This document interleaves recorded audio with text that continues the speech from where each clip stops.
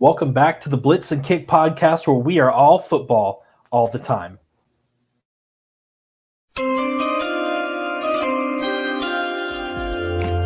With the first pick in the 2023 NFL Draft,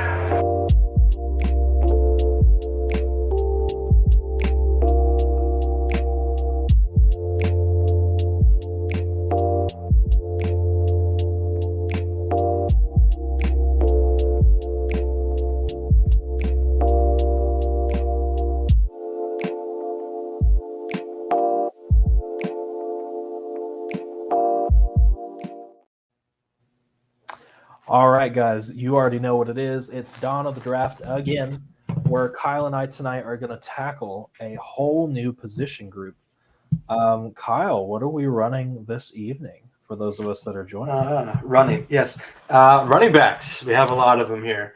In my opinion, I don't think this is a fantastic running back class. Last year we had Bijan, right? That's pretty impressive in itself. He was a stud. We all knew he was going to be a stud, unless it's Arthur Smith who forgets to use him or doesn't use him at all. That's Arthur Smith for you. RIP to his coaching career. This class, I don't think really has that kind of guy. But I do think it's somewhat of a deep class. I think there's guys you can find, like in any draft, I think there's guys that you could find all the way in round 6 or 7, that could produce for your team, depending on the situation and the scheme. But at the top of our list, I don't know if you agree with it, but I think at the top of your list, I want to go first. It's Blake Corum. I think that's him or maybe Braylon Allen or Henderson. You can make an argument for some other guys too, I guess. But in my opinion, I think it's Blake Corum at the number 1 position here. He's a lot like Michael Turner or Doug Martin. If you just watch him play, watch him run, he bounces off people so well. He's got pretty good vision. He's worked in a pro-style offense. I think that'll be an easy transition to the next level. He doesn't really outclass people with his speed. He's not like lightning fast, but he's got good vision. He bursts through the hole.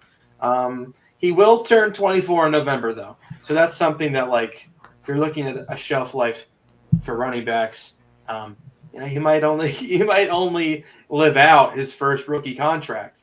He might only live out his first 4 years, and then it might be iffy after that. Okay, but you could get him in maybe the second, third round, and he'll be a nice back for you. What do you think of Blake Corum? I like him. I think he's a good overall athlete. My concern with Blake Corum is going to be his durability. He is bulky, but he's small. And we've rarely seen small backs have a long NFL career. And to your point, he may not make it out of his rookie contract. Normal longevity for running backs lasts between 3-4 seasons, if that. And even that is amazing. Dalvin Cook is 28, and he's probably near the end of his career already. Yeah. So, once you get 28, 29, unless you're Adrian Peterson, maybe, then you're kind of toast as a running back. But you're right. I mean, he does bounce off people so well, but he does get hit a lot, just like most running backs. He's not afraid of contact. So I think, the style that he plays with, right, I don't think that lends itself to a long career. So it's kind of just depends on what you want and what pick you have. I do think the best fits right here, like Doug Martin played in Tampa, and I think they need a better running back than Rachaad White, in my opinion. I think Tampa would be a good fit. I also think Josh Jacobs will probably leave. He's only on that 1-year deal, and they need a good running back, someone that can do some similar things to Josh Jacobs. But these guys, these teams aren't, I don't think, Super Bowl ready. So I don't know if he'll do much on his rookie contract with either of these teams. So probably not. I'd probably look to the later end of the second round or maybe early third. But I think he's a guy that you can definitely rely on, though, to get you tough yardage. And You know, I think most NFL teams don't just have one running back; they have a few. But I think he could be the top of a good running back room. So, for sure. Let's pop on over to probably a more polarizing guy coming into this draft, Braylon Allen. I love your draft comp here, Kyle. I fell in love with it as soon as I saw it. He is A.J. Dillon 2.0. He's got the thighs to match it.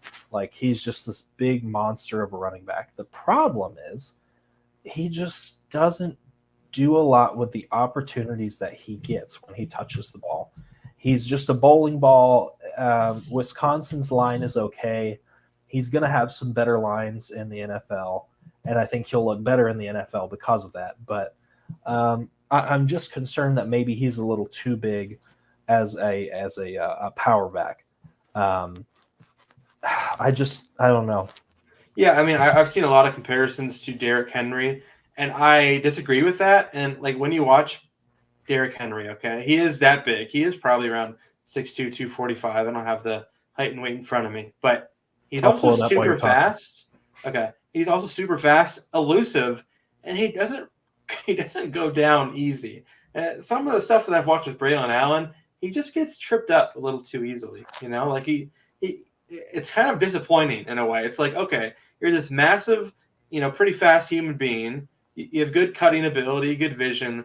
But then once you get to a defender, like, I just feel like you don't truck as often as I thought you would. You don't break tackles as often as I think you would like, you know. So that's something I think he needs to work on. I don't know if it's his balance or if it's his legs. I know his upper body half, you know, it's massive, and that's good if you're going to try to tackle him upper body. Like, that's probably not going to work, but it seems like if you get his feet, get his toes, he might trip and fall. So I just think he is imposing, and if he does get downhill, watch out. But like, if you're going to the second level and you have a corner kind of trip you up and he goes down, like that's kind of a waste to me, you know. Like, you're this imposing individual and you kind of get tripped up by a corner. But you know, I do think, though, in a run-heavy offense, a run-first offense, if you can get him downhill, right, some manufactured runs for him, I think he can see the field well and get going. But I do think he'll have to work on, like, just being more than just, hey, I'm a big, huge freak. Like, you're going to have to develop a little bit in some, you know, some route trees, some passes, some catches. You know, you're going to have to develop in the passing game for sure. And you're going to have to break some more tackles, I think. Otherwise, he probably will be A.J. Dillon, because A.J. Dillon's not number one, you know? No. He has some good moments, but he's not a number one. No. I think Braylon Allen, maybe last year at this time, people would say, oh, my gosh, he could be the guy of this draft. But yeah. I don't think he's quite there. Yeah. No. Also, Derrick Henry, 6'3", 247. So very, very close. Yeah. I like the Ravens as the best fit here. Mm. We just have glass running backs and like to just destroy them as often as possible. Yeah. I think he would be one of the few durable running backs that the Ravens could rely on. I think that's a nice compliment to Lamar too. I think, like, as an Eagles fan with Jalen Hurts, like, when those Derrick Henry rumors came out of him being traded, in my mind, I really liked it, because I think when you combine someone like Thunder, you know, with a quarterback that can run a little bit, especially with the Ravens, who still do a lot of read option, who still run the ball a lot with Lamar. Now, a good thing, they're getting a little bit away from it to keep his longevity, and that's obviously paid, you know, big time for their offense and their team. But I still think having that threat, having to be like, all right, we got one defender on the edge, and he has to either use all of his strength to bring down Braylon Allen or all of his speed to go and catch Lamar. Like, that's a pretty good duo, I think. I think that makes a lot of sense. So it puts defenders in a really tricky situation too. Yeah. And I like that. Let's go to our third guy. I don't know if Nick is still watching with us or not, but he is, if I remember correctly, an Ohio State fan. So I'm sure he'll appreciate Travion Henderson being on this list. Yeah. I wanted more. I feel like I'm going to say the same thing I said for Braylon Allen for TreVeyon Henderson. I wanted more from this guy because I think out of the top three, Corum can be really good, but TreVeyon could be the guy. Yeah, he really could. But the problem is where's the production? Where's the numbers? And you know who I love the David Montgomery comp. I see him as Saquon's successor. Not saying he is Saquon, not saying he's on that level, but I could see him as Saquon's successor. Or if Eckler, which at this point, speaking of people who are probably towards the end of their running back career, Austin Eckler could be replaced like that in that offense. And do we like TreVeyon Henderson as a receiving threat? I think so. Yeah, I think he's pretty good in the passing game as well. I think that's why he could be like the guy or one of the top running backs taken. I think a lot of it's going to depend on his health. He has been injured a lot. A lot of it's going to depend on his combine too. Okay, so like his stature, 5'10", 215, like that's a really sweet spot for running back. A little bit lower to the ground, but also a little bit bigger enough to take on some NFL linebackers, defensive ends. But if he runs like a 4.4 in the 40, if he shows his ability catching the ball. I remember when Miles Sanders came out from Penn State, very similar size as well. When they saw him run his 40 and also catch out of the backfield, he rose to the second round, and he only had one good year at Penn State. So, like, I think this is – and all these running backs, in my opinion, this is, like, the most, like, prototypical size, speed for a running back. Great balance, a lot of juice, great hands, good blocker. The only thing that really concerns me besides the injuries is, like,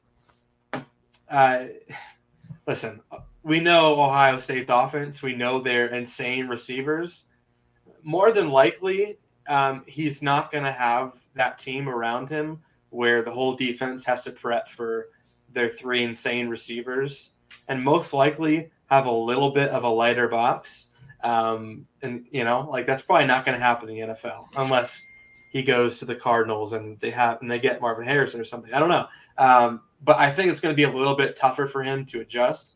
There's always Ohio State does such a good job of getting their guys in space and getting them open in their best positions possible. Strangely enough, in the NFL, not all of them do that, and it is harder for them to do that. So I think that's something to watch out for. But I think all the measurables, the things that you want in the running back, it's all there. I think Montgomery's a little slower than Henderson. I think Henderson probably has a little bit more juice. So, but if he can be David Montgomery, that's a good fit in the NFL. I mean, Montgomery, I know is on the second team already, but like he's producing, and he played for a really crappy Bears team at first. So like, I think he can stick in the NFL if he stays healthy. And to your point, it's also not his fault that they drafted Jahmyr Gibbs. They were always going to, at some point, throw in Jahmyr Gibbs as the primary option. Yeah. So I think David Montgomery anywhere else would probably be an RB1. Yeah. Let's slide on over to Will Shipley. Kyle, can I pick on you for a second? Did you not have Will Shipley tagged as a Heisman dark horse early in the season? Listen, he was hurt, okay? And Clemson was really bad. I didn't really see that happening. But I like him. I mean, I don't think he's going to be Christian McCaffrey, but the similarities with his catching ability, his running ability, his toughness, his smarts, his ability to probably go out as a receiver, like those things are most definitely very similar to McCaffrey. Not everyone can do that. Not everyone has the ability to do all of that. He's probably not as fast as Donovan Edwards or TreVeyon Henderson. Maybe he's not as strong as Braylon Allen or as big as Trey Benson, right? But like he does have a lot of spoilers. Yeah, but he does have like a lot of good qualities that you want in a running back. Good size too. It's a little strange because I think, recent conversations about the all white team versus all black team like came up, and there's not many white running backs, right? It's really just McCaffrey. And if you want to count Patrick Ricard as a running back, but he's not. our Kyle Juszczyk, but I knew you were about to say that. But like I think he could be a very good running back at the next level. And a guy like this, he sets up his blocks. He doesn't just run through it. Quick on his feet, he's decisive. But he has been injured a lot, and him along with some other guys in this class that we'll get to, like that's going to be a big talking point when we go to the combine. Is like, how are their medicals? Like, how do they look? Because again, like if it's serious, or if some teams find it serious and some others, there's still probably going to be a little bit of a drop in the NFL draft. They're probably going to drop a little bit, not only because of the injuries, but because of the durability and volatility of the position. So, but yeah, I mean, overall, I think he's a really good back, and if he didn't get hurt, I think he would have had better stats, and he's very productive when he's in there. So, yeah. I think he could really do it all for a team. Agreed.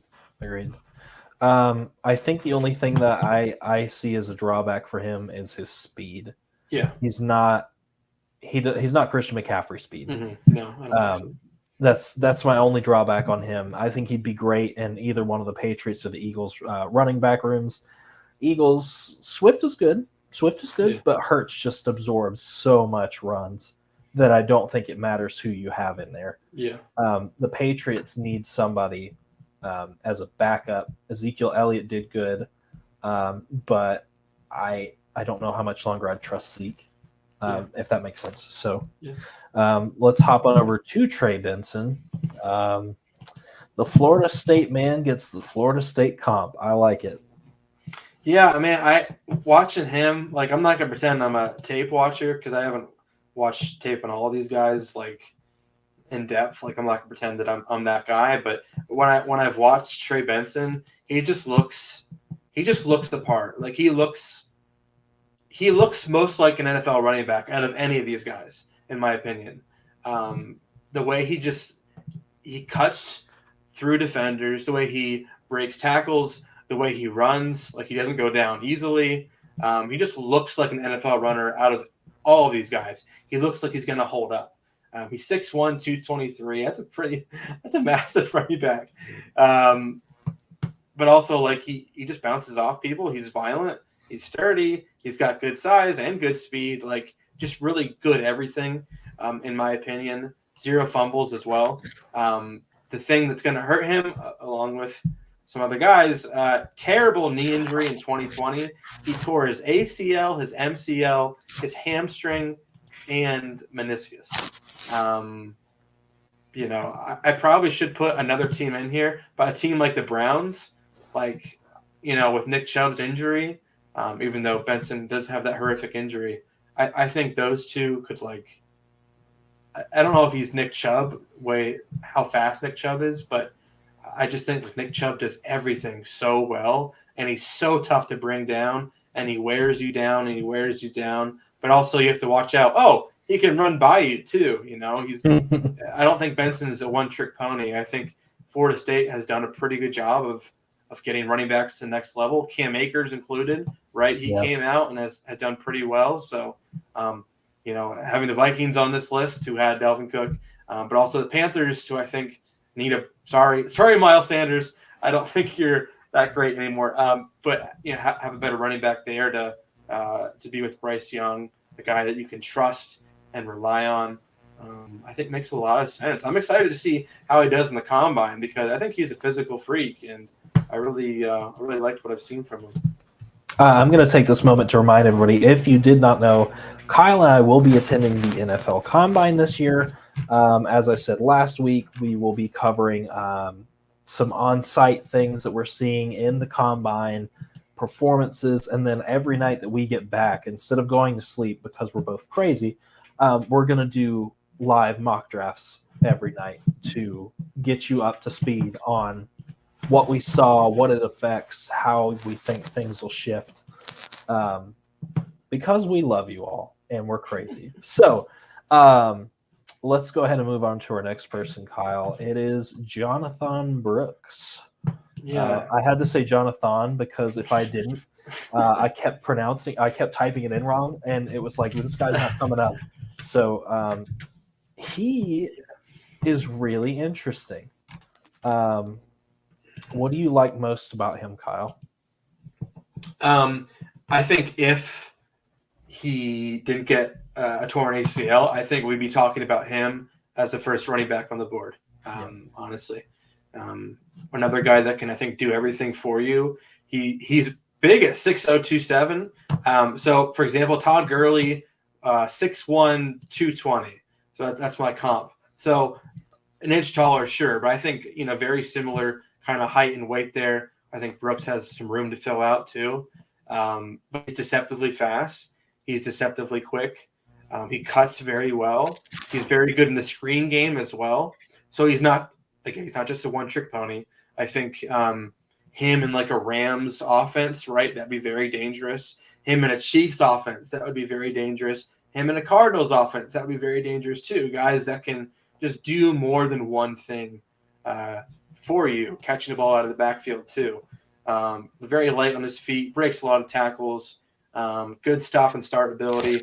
A lot of people have likened him to maybe a Kamara too, the way that he's able to cut, way that he's able to find open space and just keep going. So I really like Jonathan Brooks. Hopefully he does get healthy, healthier and healthier, but that'll be interesting to see where he goes because of his ACL. So I think he probably would have been drafted maybe like early second round. Now I'm not so sure.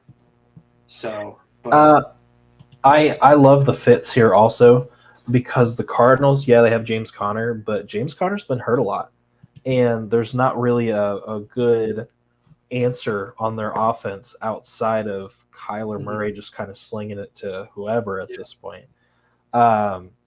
I would really go on a limb here to say if he goes to the Chiefs, he could very well push to be the RB1 on the Chiefs. Isaiah Pacheco's great, but he also looks like a toddler every time he runs, like a toddler running away with something they're not supposed to have.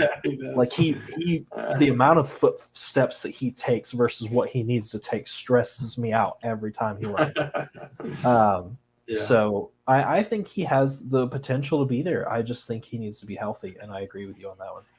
Yeah, I mean, like he was with Bijan last year, and he stood out. Like even though Bijan was Bijan at Texas, so like if you can stand out when Bijan's like your superior, like that's impressive to me. I think being able to be talked about like that when you have a guy like that in front of you. I think too with these fits, like the Cardinals probably aren't going to be good next year, so they could wait for Brooks to get healthy, right? And the Chiefs are the Chiefs. Like they have massive amounts of time to wait on anybody because their quarterback makes up for a lot of deficiencies. So like, and they have Pacheco. And by the time maybe Brooks gets healthy, Pacheco will be on the last year of his deal. So like, I think both teams make a lot of sense. And I think I think if the Chiefs can't find good receivers, which it seems like they're having a hard time doing, maybe they can just run the ball a lot. So, it's official. Patrick Mahomes' dynasty is over. I'm kidding. Probably not, because it's Patrick Mahomes. Anyways, let's go to Bucky Irving. I like him. I don't think he gets enough respect because Bo Nix just controlled that offense and took over. What did he pass for? 40 touchdowns? Which, I mean, that is insane to do by yourself, and kind of took away the spotlight from Bucky Irving. But if you can have a draft comp of Raheem Mostert and still go 1,000 yards, still score 10 touchdowns, that to me says you can function and not have to be the number one option on an offense. Originally, I know you changed it. Originally, I had the Eagles on here because I immediately thought, a complimentary guy, somebody that doesn't have to take every snap, somebody that doesn't have to do everything. But I love the Dolphins fit, even with Devin Achane. I think that those guys as a 1-2 punch would be stupid. I also think the Niners, McCaffrey got hurt again this season. If there's death taxes and McCaffrey getting hurt, then I am living on planet Earth. And I think Bucky Irving would be a really good replacement. Elijah Mitchell was a great story, but Elijah Mitchell doesn't keep NFL defenses up at night. I think Bucky Irving has the potential to do that. And to have him behind McCaffrey would just be wonderful insurance for the 49ers. What about him do you like the most? And what made you think Raheem Mostert on this? Well, like let's preface this by saying Raheem Mostert was undrafted.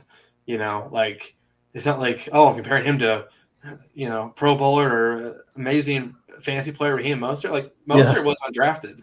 Yeah. He first attached himself to the Eagles practice squad, and he got, you know, cut a couple times, and he went somewhere else, and he went to the Niners and the Dolphins. So like, just remember that if you're undrafted, if you're a running back, or if you're looking at players in the draft, undrafted guys can make their way too. Like it's most definitely possible. But I just think like Oregon running backs in general, they seem to stick around for a little bit. Like LaMichael Jameses of the world. You remember him? Like I love LaMichael James. They just seem to like stick around and find somewhere to go in the NFL. Now he's really fast, Bucky Irving is, but what impresses me the most is like even though he's kind of smaller, man, he just keeps churning his legs. Like he does not want to go down. He's very like I think he's going to be a baller. Like how Pacheco runs angry, like Irving kind of does the same. He might not be as violent as Pacheco, but like he just does not want to go down. He will fight for yardage and yardage and yardage, and just like even though he's smaller, he'll try to run through you. Yeah. So I think he has the mentality to stick around, and sometimes that's what you need. NFL is tough. Like the NFL is a grind, and it will wear you down physically, mentally. But you know, if you have his attitude, his toughness, but also like his speed, you know, I think he'll stick around in a running back room. For sure. Let's go ahead and hear from our sponsor, and then we will be right back. Fresh Cuts has been one of our amazing sponsors since day one. Slide on over to Fresh Cuts, talk to Caleb, because it's not just a haircut, it's an experience. Book with him now. Mondays are his most available days, but you can hit him up anytime for a fresh cut.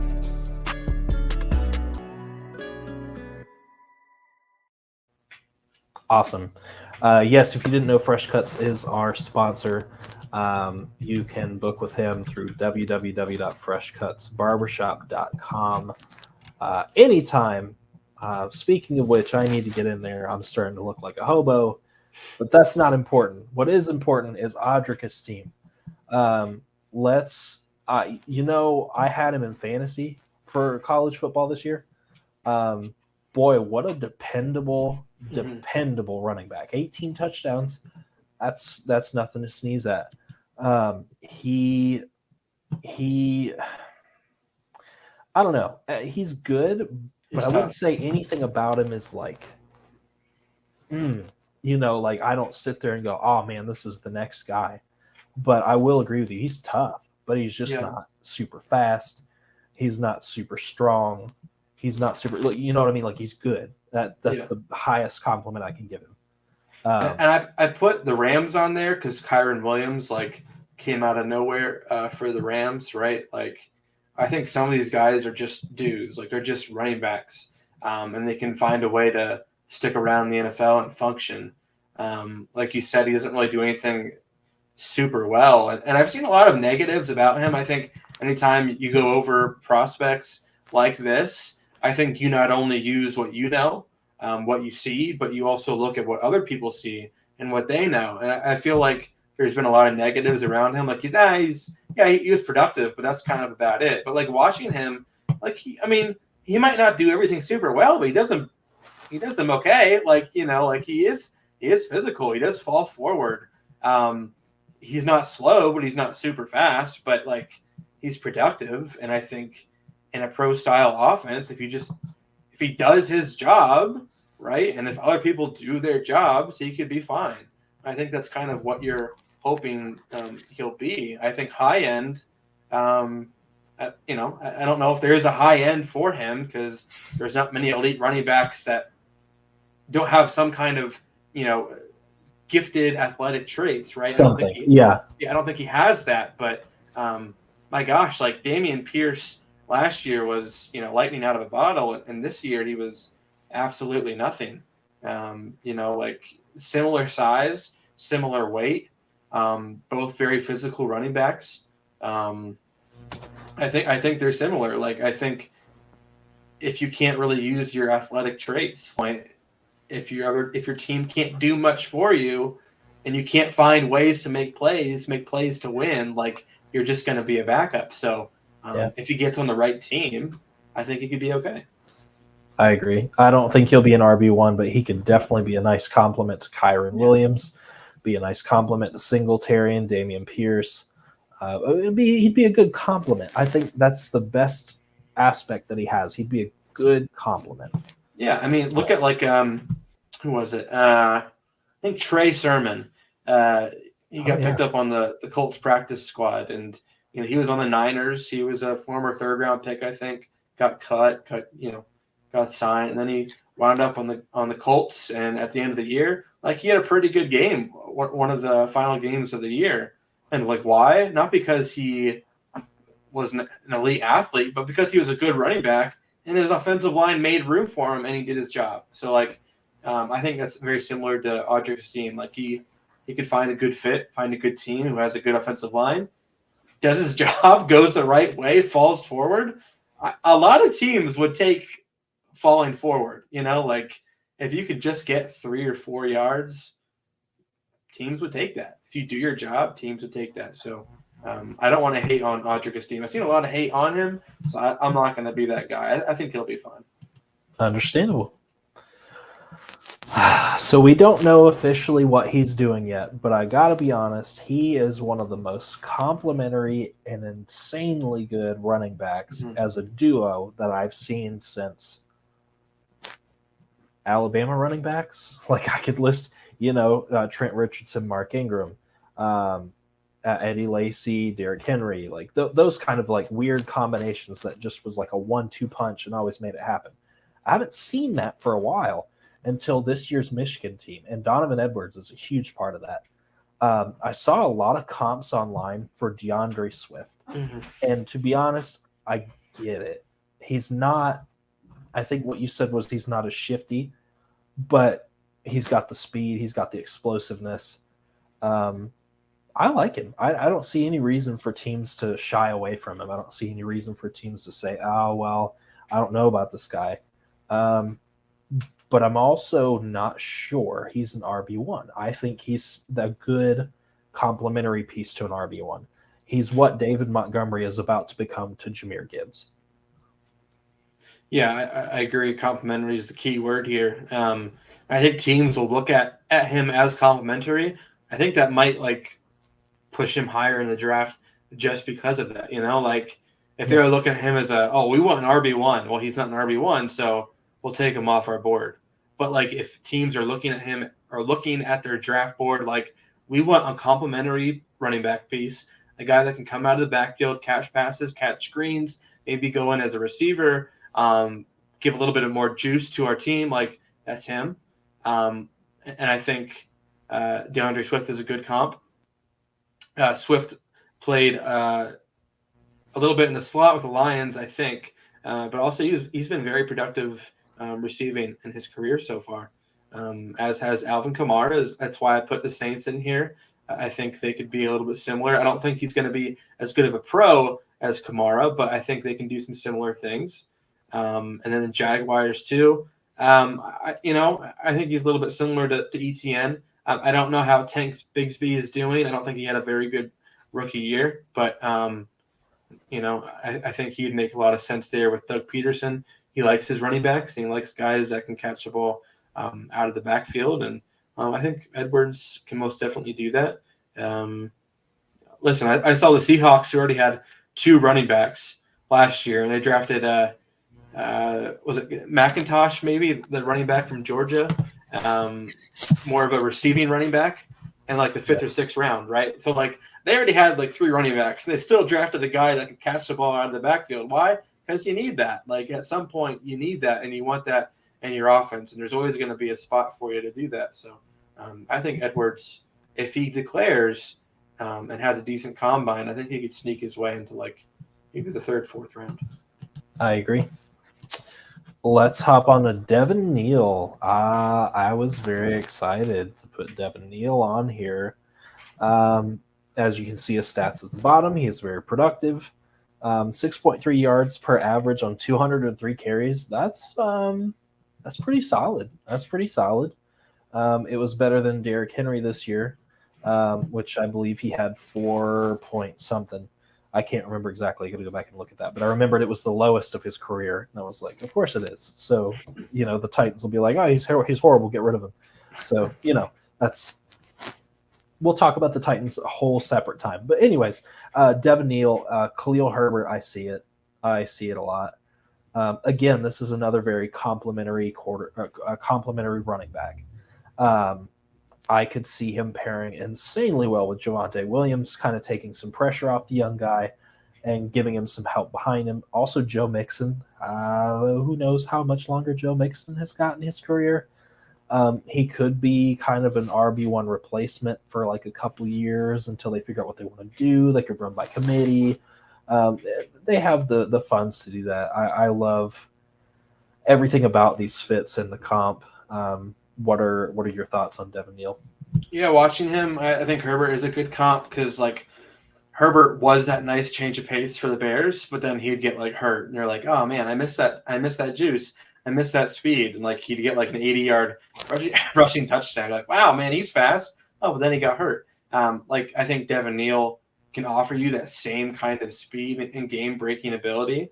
He is very fast, and he did so many things with Kansas, like watching him. And he got screens, he got reverses. He probably even threw the ball. Like he did everything for them. So if you can have a running back that did that at the college level, like that means he's capable of doing that at the next level. Getting the ball in different ways and producing for your offense. He doesn't break many tackles, but you probably don't need him to. Like get that nice change of pace there and maybe get some big runs. Get lucky, get some big runs in there. Like I think he has the ability to stick and do that. Like I said, Kansas used him in so many ways. I think he could do that at the next level too. Just, less touches, but, still give him the ball. Sure. Yeah, a very complimentary guy. Speaking of one of my favorite complimentary guys, Jase McClellan. I like him a lot. I'm going to be very biased here, but I'm going to try not to be. He's not Derrick Henry. He's not Mark Ingram. He's not Eddie Lacy. He's not Derrick Henry. He's not the 1,000 guys that we've had come up and just go on and be insanely good. Well, except for Eddie Lacy. He was kind of iffy for a while. Anyways, I like McClellan. Alabama used him a lot in the slot. They used him a lot with Roydell Williams. They mixed in Miller a little bit. But primarily when McClellan was in there, he is not a breakaway speed guy, but he's very shifty. He reminded me of TJ Yeldon. I think TJ Yeldon is a little bit faster than McClellan was coming out of college, and Yeldon had more of like a game breaker type of thing. McClellan doesn't really have that, but he's a really solid running back, and I think that's actually a really good compliment coming into the NFL because there's not a lot of guys that you can say, here's the ball, do something with it, and they're going to give you a decent amount of yardage. And I think McClellan can do that in the right offense, but I don't think he is prepared to be an RB1. Yeah, I don't think he is either. I think he could be sneaky in the later rounds. I think there have been Alabama running backs in the past that are sneaky, right? Like Josh Jacobs kind of came out of the nowhere near the end of his college career and then was like, oh my gosh, now he's a first-round pick. You know what I mean? Like, yeah. I don't think he's going to be a first-round pick, McClellan, but, like, I think the potential is there. Like, they train their guys well, right? They get them prepared. They get them pro-ready. While he isn't fast, like you said, he's physical. He's got quick feet. He sets up his blockers well. He's patient. He's a natural runner. The productivity isn't insane, but I think some of the traits are there. And I think if a team like the Browns specifically, who's waiting on Nick Chubb to get healthy, like you want a guy that behind their, when healthy, elite offensive line can set up blocks well, can change the pace a little bit, can juke people out of their shoes a little bit, can break tackles. Like I think McClellan's that kind of guy that could help a team out as a running back 2 or 3, especially when, again, running backs are highly injured all the time. So a guy that can just break tackles, knows what he's doing, has been around for a while, the ideal size, the ideal height for a running back, all those things. I think he has a lot of traits that I think scouts will like. I just noticed his name is misspelled, and that's going to bug me for a while. Thank you, autocorrect, for that. One of the most interesting guys on this list, it has to be Frank Gore Jr., because we, as a sports community, kind of hyped him up, I think, more than he should have been because of his last name. Mm-hmm. However, I will say he's a very solid running back. And I think if he plays anywhere near his father does, he's a great late round pick. But he does have some drawbacks. What are some of the biggest ones that you've seen? Yeah, he's not like Blake Corum's 5'8", 215, right? And like thicker. And Frank Gore's 5'8", 195. Definitely a little smaller. Those guys don't really tend, at the running back position, tend to last that long. I don't think he's as big or physical as his dad was. However, like running backs could stick. Like I said, running backs could stick. I think a team like the Steelers, they like these small, shifty guys. You think of like a Calvin Austin at receiver when they got him. I think you have very similarly. I think they can find guys like that and use them. Jaylen Warren, I don't think, is the tallest guy either. And again, they seem to use the running backs that they have. Washington, I think Mr. Robinson, Brian not Riley. bad. Yeah. Not bad. Antonio Gibson, I feel like they never use him. That could be an option for them later in the draft. But he's got good cutting ability, good speed, pretty good contact balance. But like, I mean, if he did this, if he showed this, if he was at like Missouri instead of Southern Missouri, maybe I'd change my tune a little bit. He hasn't faced the greatest competition, so it's tough. It's tough with these smaller school guys. He produced pretty well, but like 4.9 average isn't like insane. It's just kind of like maybe he could offer you something, but I think we'll know more if he gets invited to the combine or during his pro day. We'll find out what kind of an athlete he is, because I'm not really sure I can tell. So, agreed. He's he'll be an interesting one. I think Daddy's name will carry him a little further than he probably should go, but I think he's good. I do think he's good. Rasheen Ali. This should be a familiar name to you, Kyle. For that old, what was it? You played a Marshall Dynasty when we were playing NCAA 14. Oh my gosh, I totally forgot about that. Yeah. I think I did have him. I'm pretty sure I had him. Yeah. He was on he was someone I didn't really know much about, so I had to look him up more, watch more of his videos and stuff. But extremely productive out of Marshall. 6 foot 209. Kind of a weird size, but a little bit like Matt Forte. Forte was 6'1", 220. He kind of runs like Forte too when I was watching him. Very good lateral movement for his size. He's good in space. He falls forward.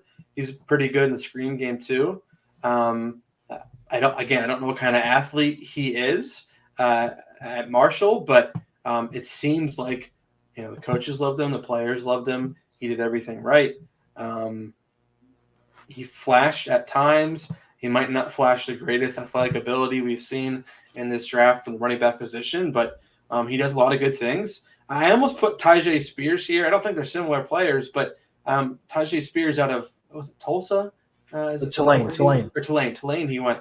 I think he could be one of these smaller school guys that, if he gets to the combine and produces well, I think people will go back to the tape, right? I think we'll go back and be like, did we miss something here? Like, what do we see? I think he's a unique body type, a unique runner, but I think that might separate him from some of these other guys based on his uniqueness and not necessarily based on his athletic ability. I think he'll be a pretty good round 5 or 6 guy. Might be a little shocker guy that works up during training camp, kind of pushes some of the starters a little bit. I think that's the kind of role he can play. The last one I just heard about recently, had to do a little research and watched Isaiah Davis. Obviously, we're not watching FCS every day, but boy, he's not bad at all. He looks like he wants to kill you in this picture. Yes, he does. And he looks like he wants to kill you when he runs. Like, talk about like a Pacheco guy that just wants to like truck you and move. That's this guy. 6'1", 220. It's pretty on par for playoff Lenny. Not as explosive as playoff Lenny, but Zach Charbonnet was a good comp. Good runner, good in space. I like the Bills as a fit because, once again, the Bills are still just blah, blah, blah at running back. I like James Cook, but James Cook is a better receiver than a running back. It also makes sense to go pair with Josh Jacobs if Jacobs stays. If not, he'd still be a good potential option. Zamir White's okay, but I don't think Zamir White is like a number one running back type of guy. Which also, 1,500 yards and 18 touchdowns off of 236 carries. That guy was pretty much their whole offense. Yeah. So he's going to have some wear, but I think he's going to be reliable. Yeah, South Dakota State. Dallas Goedert went there, and he's been a pretty good pro. Like, it's definitely possible. Zach Charbonnet coming out 6'1", 215. So very similar height, weight there. They look similar. I don't think he has the elite speed. Charbonnet doesn't have elite speed. I don't think he has as good as speed as Charbonnet did coming out. But he is patient for a bigger guy. Very productive, very physical. But if he gets downhill, if he gets going, I think he could do some good things. I just don't know if he's going to be able to like create that much. He's not going to be a guy like Donovan Edwards, a little shifty, Brooks or Corum, Henderson maybe. I don't think he'll be able to create. But if he gets downhill, if he gets moving a little bit, I think he could be physical and a good number 2 or 3 option for someone. Agreed.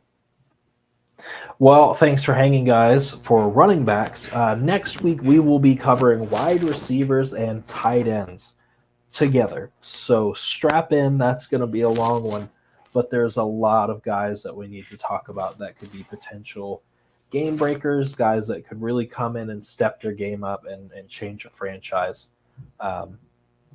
But again, thanks for hanging. As usual, we are the Blitz and Kick podcast, where it is all football all the time. See you later, guys. Later.